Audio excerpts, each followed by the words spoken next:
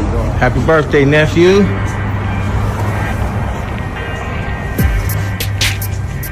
That's simple.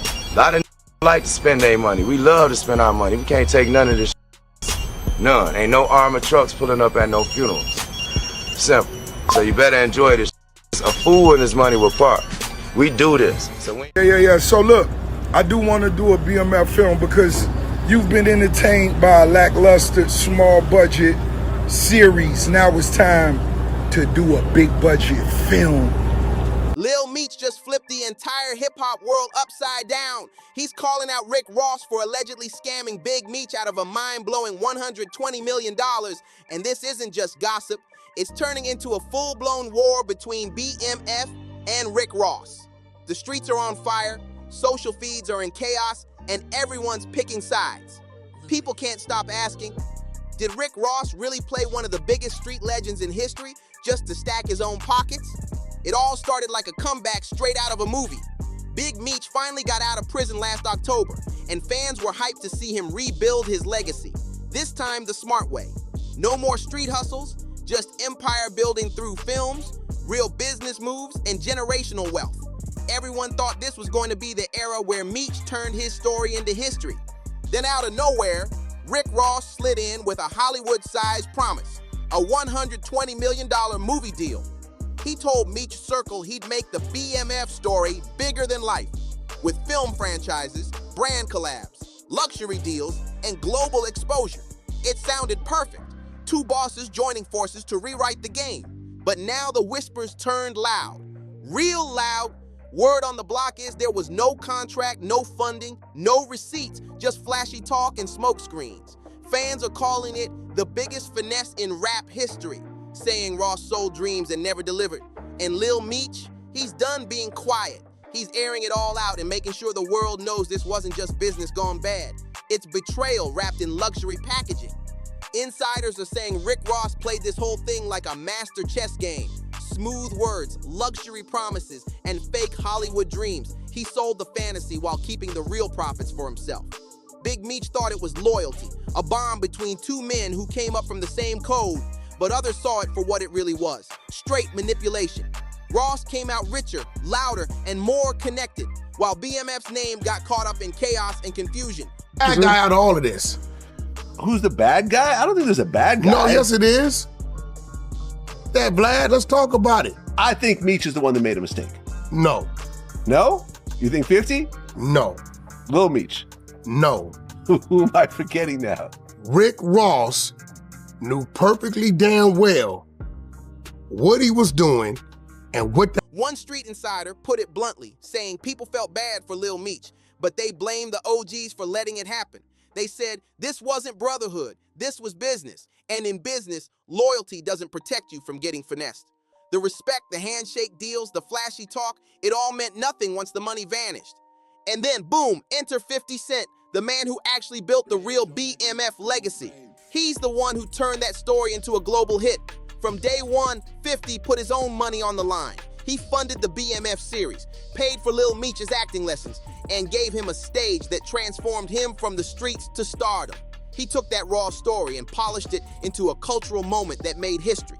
But just when everyone thought loyalty ran deep, Lil Meech stunned the whole industry by switching sides, rolling with Rick Ross instead of the man who built his name. That move sent shockwaves through Hollywood and the hip-hop world alike. What started as quiet tension behind the scenes turned into a full-blown Cold War, and eventually the gloves came off. 50 Cent did what only he can do. He turned trolling into warfare. He started clowning Rick Ross all over social media with that signature cold humor and razor-sharp timing. One post had fans dying. 50 joked that Ross sent Wingstop wings straight to Big Meech's prison address. But behind the laughs was a real message. Ross wasn't uplifting the legacy, he was leeching off it. Every meme, every punchline was a calculated shot at the so-called boss who built his fame off another man's pain. Then things got personal. Real personal. 50 started dropping behind-the-scenes tea that no one saw coming. He exposed that Lil Meech was showing up to set faded missing lines and even throwing up during training sessions. In true 50 fashion, he didn't hold back, He joked about finding whippets in Meech's truck, saying he had to Google what they even were. "I'm just talking, I'm just saying," he laughed. But everyone knew it wasn't just jokes anymore. It was a message. 50 was the only grown man in the room, while the rest were out here playing themselves. Meanwhile, Lil Meech was out smiling for the cameras like nothing was wrong, clubbing with Ross, taking flashy photos, acting like the money and fame made everything sweet, but the streets could see straight through it. They started calling that partnership fake, built on ego and empty promises. Fans who once rooted for the young star began switching sides fast. And when Tony Yayo stepped in, things hit a new level. He reminded everyone who really had Meech's back when no one else did. 50 Cent. No gimmicks, no fake loyalty, no deals hidden behind closed doors, just real support from day one. The message was loud and clear. 50 built the foundation, Ross just tried to decorate it with illusions. The streets were watching closely now, and they weren't fooled anymore. Once Lil Meech made his choice, the cracks started to show. Fast. The cash flow slowed down, the fame faded, and frustration started eating away at the image he'd built. The glow was gone, and people could see the stress showing through that designer shine. That's when Michael Rainey Jr., better known as Tariq from Power, jumped into the mix and dropped a comment that broke the internet. He said flat out that he didn't feel bad for Lil Meech or Big Meech because, in his words, grown men should have seen this coming. That one line set the internet on fire. Timelines blew up, fan pages went crazy, and everyone started picking sides again. Ross tried to act unbothered, posting like it was business as usual, hyping up shows, shouting out, "February 13th, get your tickets, Miami, Detroit, ATL." But fans weren't falling for the distraction this time. They knew he was trying to drown the noise with fake hype. And then, boom! 50 Cent clapped back hard. He doubled down on Michael Rainey Jr.'s comments, co-signing every word and making it clear that this wasn't just about music. It was about character. He said it was proof of weak loyalty and bad judgment. 50 wasn't just calling out Lil Meech. He was calling out a mindset, the kind that picks clout over legacy. Fans started connecting dots quick. It wasn't even Ross's first time playing this game. People close to him spilled that he's got a long record of letting his own people sink when things get messy. There was even that wild story about him letting his crew get jumped in Canada while he stood back just to test their loyalty. Cold, calculated, classic Ross. Now everyone's wondering, was this partnership doomed from the start? Or did Lil Meech just bet on the wrong boss at the wrong time? Either way, the empire's cracking and the streets are watching every move. Then, right on cue, like clockwork, Rick Ross tried to flip the script again. Out of nowhere, he announced a so-called big-budget BMF movie, claiming it would top 50 Cent's TV version. He even started name-dropping heavyweights like F. Gary Gray and Quentin Tarantino to make it sound official. But let's be real, that was pure cap. Nothing about it added up, and the streets knew it. While people were talking about the Big Meech concert getting canceled, Ross was silent on the real reason. No accountability, no explanation, just more smoke and mirrors. Nobody was seeing this billion-dollar boss, only a man running his mouth and chasing attention. Ross was back to doing what he does best, talking loud, staying viral, and keeping the spotlight on himself. That's when the whole narrative started to crumble. The hip-hop community began seeing right through the game Ross was playing. And then came Wack 100, who jumped into the mix and tore the mask off completely. He didn't bite his tongue for a second. Wack said straight up, Rick Ross was never loyal to Big Meech. He called him out as a manipulator using the BMF name just to throw shade at 50 Cent and ride the wave of someone else's story. Wack made it crystal clear. If Ross really respected Meech, he would have handled everything in silence with real business moves, not camera tricks. But instead, Ross turned it into a circus. A flashy one-man show built on fake loyalty, ego, and noise. Every post, every clip, every so-called announcement was centered on him, not the legacy. By that point, everyone saw what was really happening. Ross wasn't protecting the BMF brand, he was parading it like a trophy, using the name to boost his own image, to stay relevant, to remind people he was still the boss. But behind all that flash, one thing was undeniable. The BMF legacy was being treated like a prop in Rick Ross's personal movie, and the fans were finally waking up to it. And honestly, that said it all. When you really think about it, every move Ross made screamed attention, not culture. He wasn't doing this to honor the streets or preserve legacy. He was doing it to keep his name trending. From day one, he played both sides like a pro. Gassing up Big Meech would talk about multi-million-dollar projects and empire-building dreams, while behind the scenes, the only empire growing was his own brand. Every headline, every partnership, every loud announcement was just another step in Ross's self-promotion parade. He even managed to drive a wedge between Big Meech and 50 Cent, two men who should have been building together. 50 had already revived the BMF name through his hit TV series, giving it new life, new meaning, and respect in mainstream culture. But Ross? He twisted that legacy, turning it into a marketing stunt. And when the dust finally settled, what was left? Broken promises, shady business, and empty headlines that didn't mean a thing. Then Ross took it a step further. He jumped online bragging about buying people's masters, flexing like he owned the whole industry. He even mocked 50 Cent by name, saying he could buy his catalog anytime he wanted. That wasn't business talk. That was ego, pure and simple. And he didn't stop there.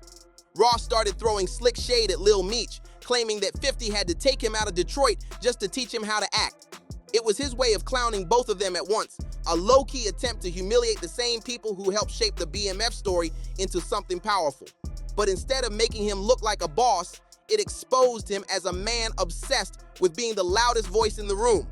And when the attention started to fade, so did Ross. He vanished from Meech's circle, ghosted the whole situation, and left everyone wondering what really went down. That's when the rumors started flying.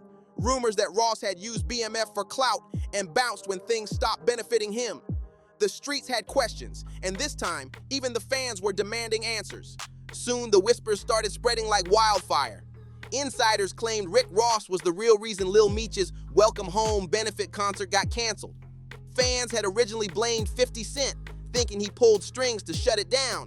But people close to the situation said otherwise. They said Ross didn't want Meech to regain his spotlight or rebuild his momentum. He wanted him stuck on the sidelines so Ross could keep acting like he was the one carrying the BMF legacy online. To the streets, that was straight betrayal, using another man's story, his struggle, as marketing content. That crossed every line imaginable. Ross had allegedly traded Meech's name for views, clout, and clicks, milking the attention until it no longer served him. And when the buzz died out, he ghosted, just like that. Lil Meech tried to clap back, going online and calling 50 Cent an internet gangster, accusing him of hiding behind social media for attention. But come on, nobody bought that. Fans saw right through it. They said Meech was just trying to clean up the wreckage Ross left behind. The damage was done, and it was ugly. By that point, the memes were everywhere. The jokes were non-stop. The internet turned it into a full-blown circus, painting Lil Meech as the young star who got played in his own story. What was supposed to be his comeback became a cautionary tale. It hurt to watch, but it exposed the truth the industry keeps proving over and over. Loyalty and money don't mix well when egos get involved. And when you look at Ross's track record, it all starts to make sense. Every time he links up with someone who's already respected, something messy follows. Deals crumble, friendships fade, and people end up feeling betrayed. Look at Maybach Music Group, Meek Mill, Whale, Gunplay. Each of those names once stood proudly under Ross's wing, but one by one they fell out, walked away, or got left behind. It's a pattern that's impossible to ignore now. Behind every big promise and flashy headline, there's always a fallout. And for Lil Meech, that realization came way too late, because by the time the truth hit, his name was already caught up in the chaos. Behind all the flashy headlines and success talk, there was chaos brewing in the background. Missing checks, shady contracts, and silent frustration were stacking up one after another.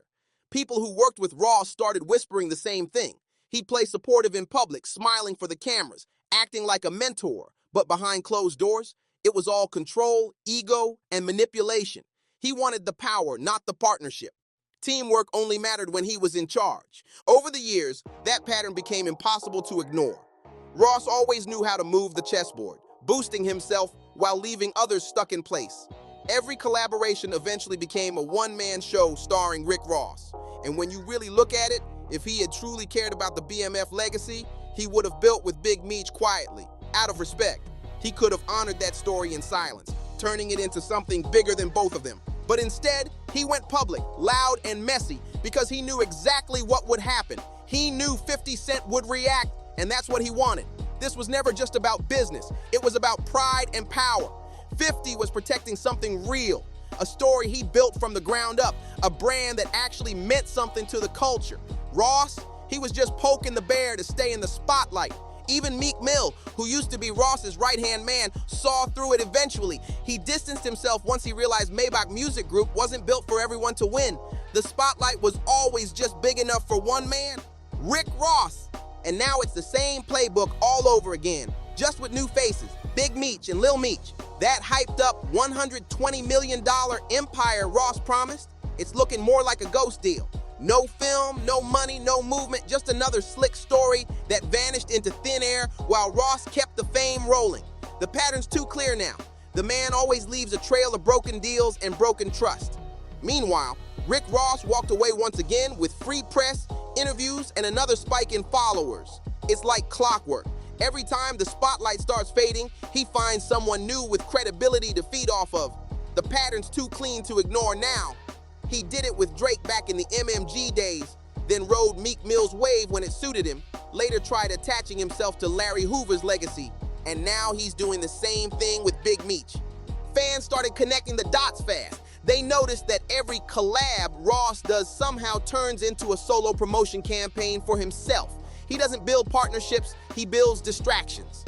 Every headline, every viral quote, every stage flex keeps the illusion alive that he's the boss, even when the receipts say otherwise. But while Ross keeps chasing headlines, 50 Cent flipped the whole industry game. 50 took real stories and turned them into billion-dollar franchises. From Power to Raising Kanan to BMF, he transformed pain into profit and legacy into art. He didn't leech off names, he built empires from the ground up. That's the difference between the two men. One builds, the other borrows. And the streets see it crystal clear now. Fans began saying it out loud, no filters.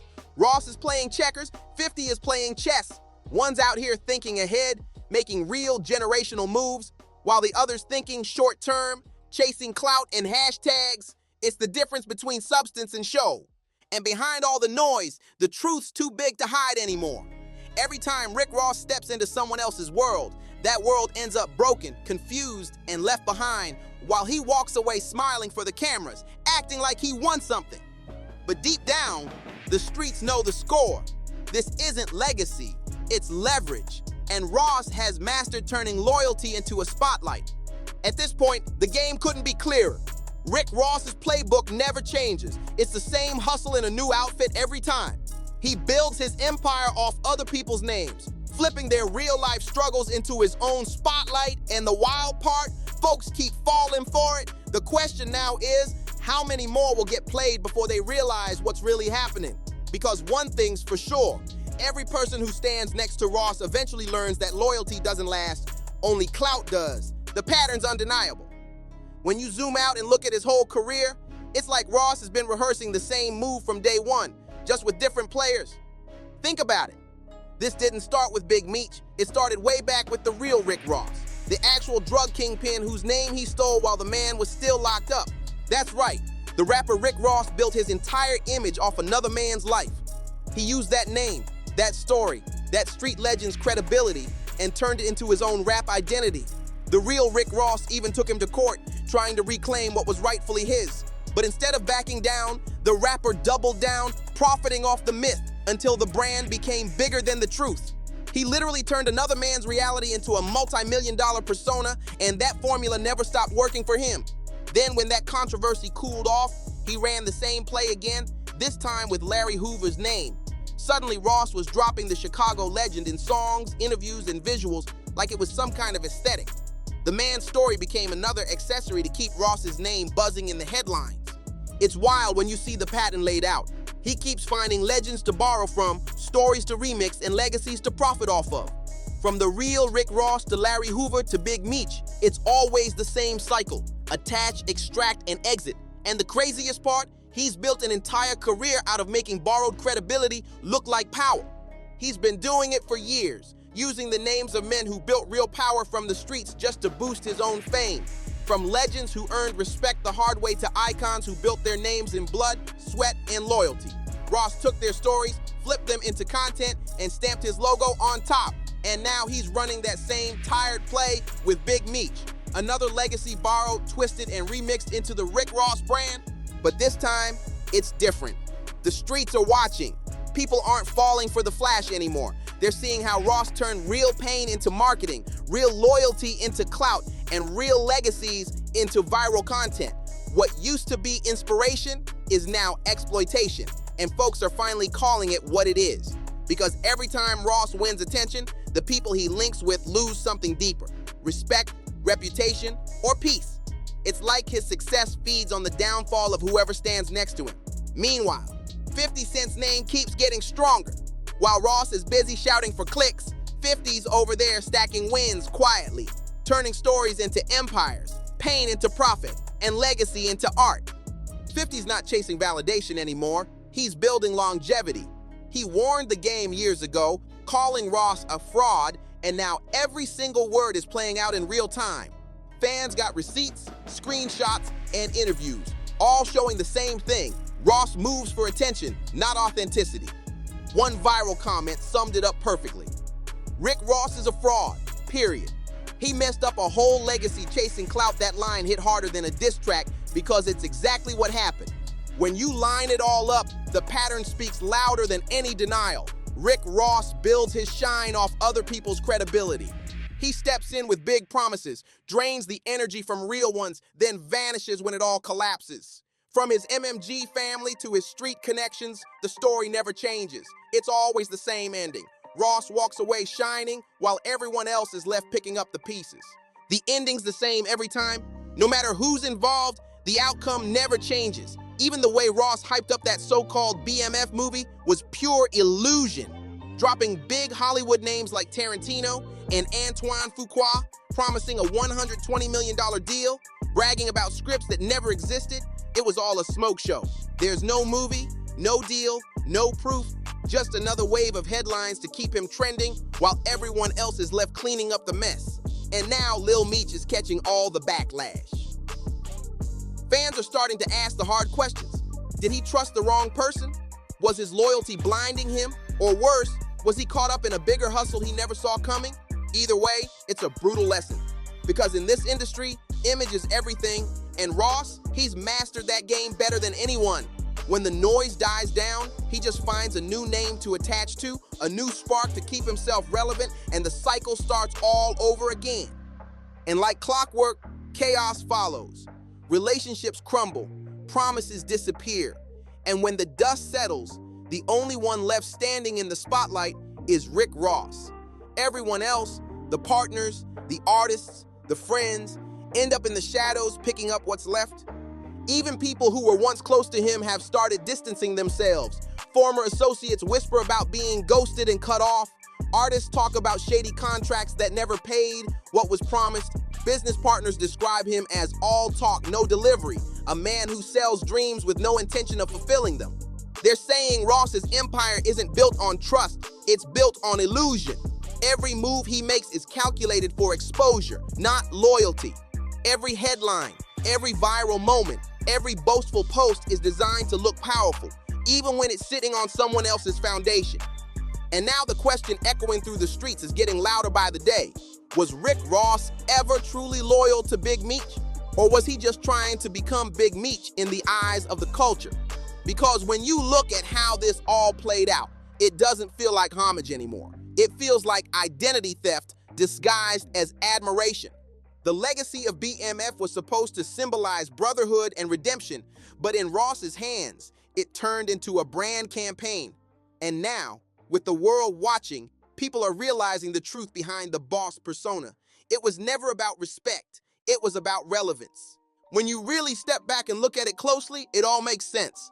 The BMF track that first blew Rick Ross up wasn't about honoring a friend or paying tribute to Big Meech's legacy. It was about becoming that image.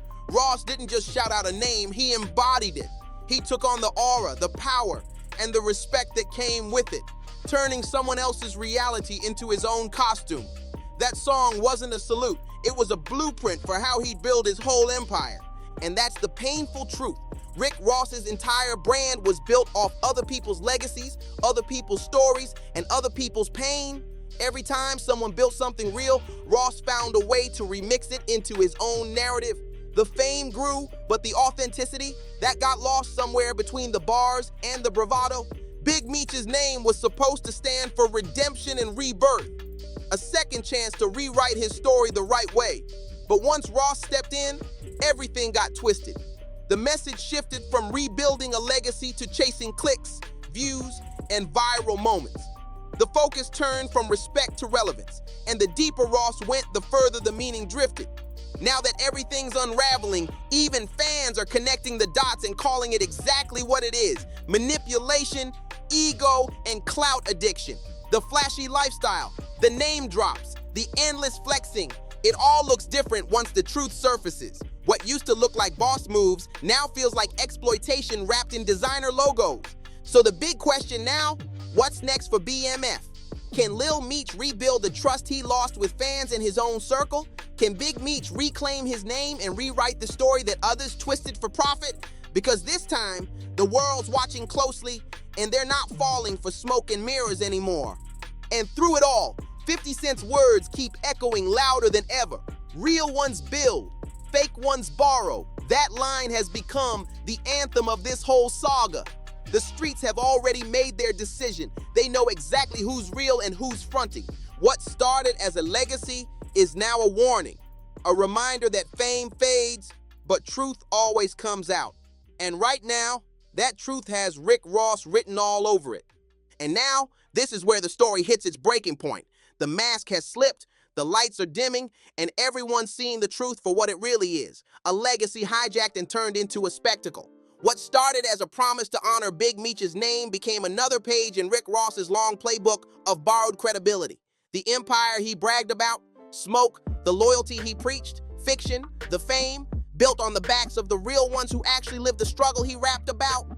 Big Meech's story wasn't supposed to end in headlines and hashtags. It was supposed to be about redemption, rebuilding, and respect. But somewhere along the line, it got twisted into another clout chase, another viral storyline where real pain got sold for attention. And the craziest part, the man who claimed to carry the culture was the one draining it dry. Now the streets are louder than ever. The fans have seen enough. The receipts are out. The patterns are exposed, and the so-called boss has been unmasked. Because in this game, you can fake fame, but you can't fake respect. Every person who stood next to Ross eventually learned that lesson the hard way. Loyalty is temporary, but exposure lasts forever. Meanwhile, 50 Cent's words echo like prophecy. Real ones build, fake ones borrow. That's the line that defines this entire saga. 50 built from the ground up, turning struggle into strategy, loyalty into legacy. Ross just borrowed, used, and walked away. And now, the world's finally caught on. So what happens next for Lil Meech, for BMF, for the legacy that sparked an empire and a scandal all at once? Only time will tell. But one thing's already written in stone: you can't build forever on borrowed truths. And as the dust settles, one name keeps trending, not for clout, but for exposure. Because when it comes to telling these stories raw, real, and unfiltered, BarzBuzz is where the truth always finds the mic. If you've been following this saga, you already know this is more than gossip. It's the culture, the money, the masks, and the truth finally colliding in real time. So keep your eyes open and your feed locked, because we're not done yet. The next chapter always starts here on BarzBuzz. If this saga had you shook, wait till you see what's next. You already know what it is. BarzBuzz got the real, raw, and unfiltered breakdowns. So don't forget to like, subscribe, drop a comment, and share this with someone who needs to catch up.